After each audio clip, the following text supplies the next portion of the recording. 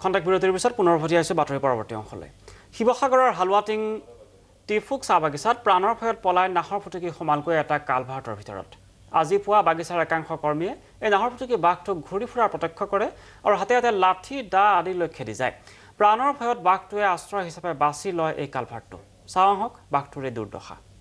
শিৱসাগৰ জিলাৰ টিফুক চাহ বাগিচাৰ দৃশ্য এয়া। এই চাহ বাগিচাখনৰ এই কালভাৰ্টটোৰ তলতেই বন ৰজা সোমাই আছে। বন ৰজাৰ দুৰ্দশা চাওক। ৰাইজৰ আক্ৰমণৰ পৰা ৰক্ষা পাবলৈ বন ৰজাই আশ্ৰয় গ্ৰহণ কৰিবলগীয়া হৈছে ৰাস্তাত থকা এটা কালভাৰ্টৰ তলত।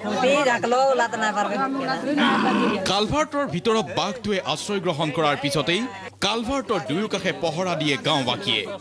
ৰাইজৰ মাৰৰ ভয়ত বেচেৰা বাঘটোৱে কালভাৰ্টৰ ভিতৰতেই সোমাই থাকিবলগীয়া হ'ল। অৱশেষত উপস্থিত হ'ল বন বিভাগৰ লোক। বন বিভাগৰ লোক আৰু এখোপ চৰা কালভাৰ্টৰ মুখত ফটকা ফুটাই বাঘটোক কালভাৰ্টৰ ভিতৰৰ পৰা বাহিৰলৈ উলিয়াই মুকলি কৰি দিয়ে।